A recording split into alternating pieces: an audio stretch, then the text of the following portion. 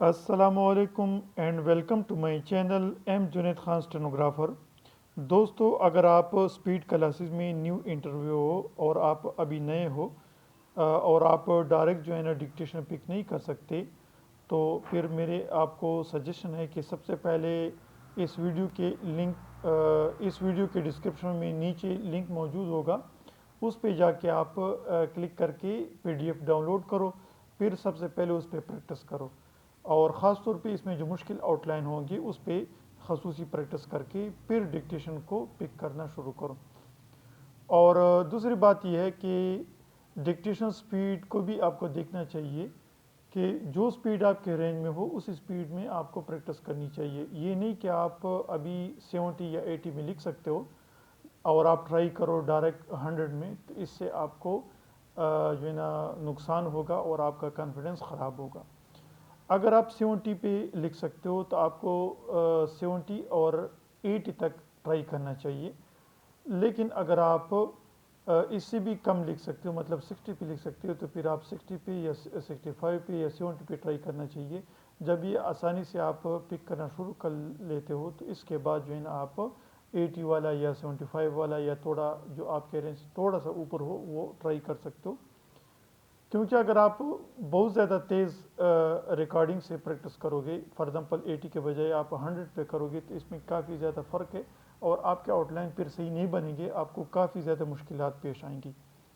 इसलिए आप इसको ना देखो कि कोई और जो है ना वो डायरेक्ट 100 पिक कर रहा है या 100 प्लस पिक कर रहा है, तो आपको भी डायरेक्ट पिक करना चाहिए। और अक्सर लोग फिर कमेंट्स में पूछते हैं कि मेरी स्पीड नहीं बन पा रही है, या मैं अगर लिख लेता हूँ तो फिर उसको ट्रांसलेट नहीं कर सकता या रीड नहीं कर सकता। तो उसकी मेन वजह यही होती है कि वो जो है ना डायरेक्ट पिक करना चाहता है फास्ट स्पीड को, हालांकि वो प्रोसेस से नहीं गुजरा होता। हर एक स्टूडेंट जो इस प्रोसेस से गुजरेगा, यानी पहले प्रैक्टिस करके फिर इसके बाद जो है ना आहिस्ता डिक्टेशन पे, फिर नॉर्मल पे, फिर जो है ना ऐसे ऐसे इसको बढ़ा के प्रैक्टिस करेगा, तो फिर एक दिन आएगा कि वो जो है ना बग़ैर प्रैक्टिस किए अपने रेंज के हिसाब से लिख सकेगा। और फिर ऐसा ऐसा स्पीड भी बढ़ती जाती है जितना आप प्रैक्टिस करोगे।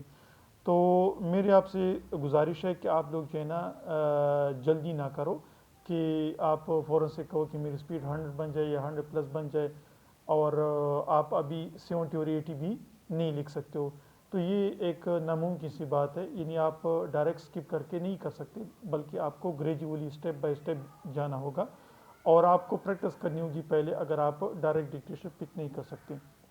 लेकिन जो जो स्टूडेंट्स डायरेक्ट पिक कर सकते हैं उसको फिर डायरेक्ट पिक करना चाहिए, उसको फिर प्रैक्टिस की ज़रूरत पहले नहीं है, वो डायरेक्ट पिक करे। हाँ, ये हो सकता है अक्सर स्टूडेंट्स के साथ कि अगर वो 80 स्पीड पे लिखे या 70 पे या जो उसके रेंज में हो उस स्पीड पे डायरेक्ट पिक करना चाहे तो कर सकते हैं, लेकिन फास्ट स्पीड में उसको मुश्किलात होती है।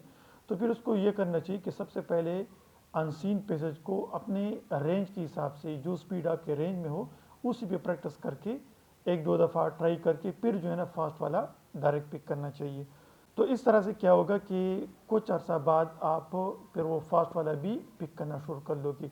लेकिन अगर आप डायरेक्ट ट्राई करोगे फास्ट वाले को अनसीन में लिखोगे तो उससे आपकी कॉन्फिडेंस ख़राब हो सकती है। और डिक्टेशन के साथ साथ आपको ट्रांसलेशन भी लाजमी करनी चाहिए। डेली बेस पे आप एक तरतीब बनाओ कि एक न्यू पैसेज पे आपने कम से कम 15 से 20 बार प्रैक्टिस करनी है डिक्टेशन से, और उस स्पीड में जो आपके रेंज में हो। आप ग्रेजुअली इसको थोड़ा थोड़ा मतलब इसको बढ़ा सकते हो और फिर एंड में आपको ट्रांसलेशन करनी चाहिए, यानी ख़ुद से टेस्ट लेना चाहिए। टेस्ट का तरीक़ाकार क्या होगा? सबसे पहले आप डिक्टेशन पिक कर लोगे और फिर इसको ट्रांसलेट कर लोगे इंग्लिश में। फिर आपने चेक करना है, आप वॉइस से भी चेक कर सकते हो, यानी डिक्टेशन को सुन के अपने जो ट्रांसलेशन है इंग्लिश है उसको चेक कर सकते हो, उसके साथ टेली कर सकते हो, और साथ में बुक में फिर इसके जो स्पेलिंग्स है उसको चेक कर सकते हो। फिर जो जो मिस्टेक्स इसमें आते हैं, चाहे मिसिंग है, चाहे जो है ना स्पेलिंग मिस्टेक्स है, ग्रामेटिकल जो भी मिस्टेक्स आई हुई हैं उसको हाईलाइट करो। फिर उस पर प्रैक्टिस करो, उस पर सोचो कि ये जो है ना आपसे स्ट्रोक्स रह गए थे या आपने स्ट्रोक्स लिखे लेकिन उसकी समझ नहीं आई है। जो भी मिस्टेक्स है, जिस तरह की भी मिस्टेक्स है, उसी के हिसाब से आपने मज़ीद उस पर प्रैक्टिस करनी है। और फिर चंद दफ़ा प्रैक्टिस करने के बाद फिर एक दफ़ा इस तरह से ये प्रोसेस करना है।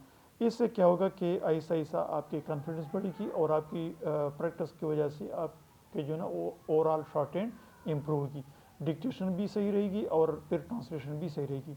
अक्सर स्टूडेंट्स को ये मसला होता है कि वो डिक्टेशन तो पिक कर लेते हैं, चाहे 80 में है, 90 में है या 100 में है, लेकिन उसको ट्रांसलेशन में काफ़ी ज़्यादा दुश्वारी होती है।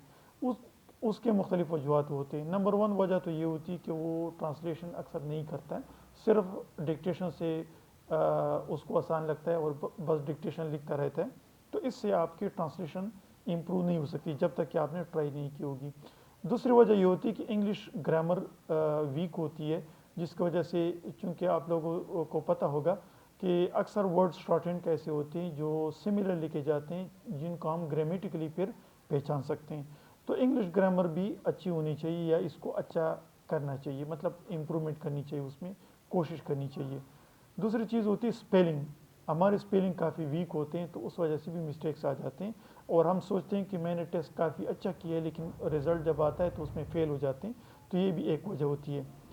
तीसरी चीज़ ये होती है कि इंग्लिश की ओवरऑल जो है ना हमारी कंसेप्ट सही नहीं रहती, या हमें जो है ना मुश्किलात होती है, हमें मीनिंग में जो वर्ड्स मीनिंग है या इंग्लिश की जो मीनिंग है उसकी हमें समझ नहीं आती है। हम सिर्फ मतलब शॉर्ट हैंड के आउटलाइन जिस तरह भी हमारे समझ में आ जाए मतलब उसी तरह से हम लिखते हैं। तो एक तो ग्रामर, दूसरी स्पेलिंग, और तीसरी जो है ना इंग्लिश के जो वर्ड्स है वोकेबलरी, इंग्लिश वोकेबलरी और इसकी जो मीनिंग है वो हमारी अच्छी होनी चाहिए। ये जितना अच्छा होगा हमारी जो कमांड है इंग्लिश पे वो अच्छी होगी, उतना ही जो है ना हम शॉर्ट हैंड को अच्छी तरीके से कवर कर सकेंगे। क्योंकि शॉर्ट हैंड में सिर्फ ये नहीं कि डिक्टेशन को लिखना होता है, बल्कि इसको दोबारा से प्रॉपरली ट्रांसलेट भी करना होता है इंग्लिश में। शॉर्ट हैंड चाहे आप जितना भी अच्छे से लिखो, लेकिन अगर आप ट्रांसलेशन नहीं कर सकते तो आप कामयाब नहीं हो सकते।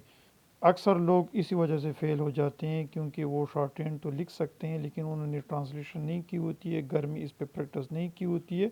तो फिर जब वो टेस्ट देते हैं वहाँ पे वो कंफ्यूज हो जाते हैं और उससे काफ़ी ज़्यादा मिस्टेक्स हो जाते हैं और ये समझते हैं कि हमने जो है ना सही लिखा है, लेकिन असल में उन्होंने काफ़ी मिस्टेक्स की होती हैं, जो कि स्पेलिंग की भी हो सकती है, जो कि ग्रामेटिकली हो सकती है, जो कि मिसिंग भी हो सकती है।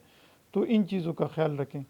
तो ये चीज़ें ज़हन में रखें और इस पे ज़रूर अमल करें। इंशाल्लाह आप लोगों को ज़बरदस्त फ़ायदा मिलेगा और आप लोगों को ख़ुद जो है ना अपनी इम्प्रूवमेंट नज़र आ जाएगी।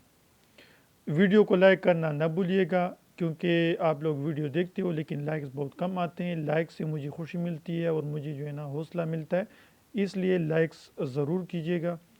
हर वीडियो पे लाइक्स कीजिएगा और चैनल को लाजमी सब्सक्राइब कर लें और बेल के आइकन को भी ऑन कर लें ताकि हर नए आने वाली वीडियो की नोटिफिकेशन आपको बर वक्त मिल सके। शुक्रिया, वस्सलाम।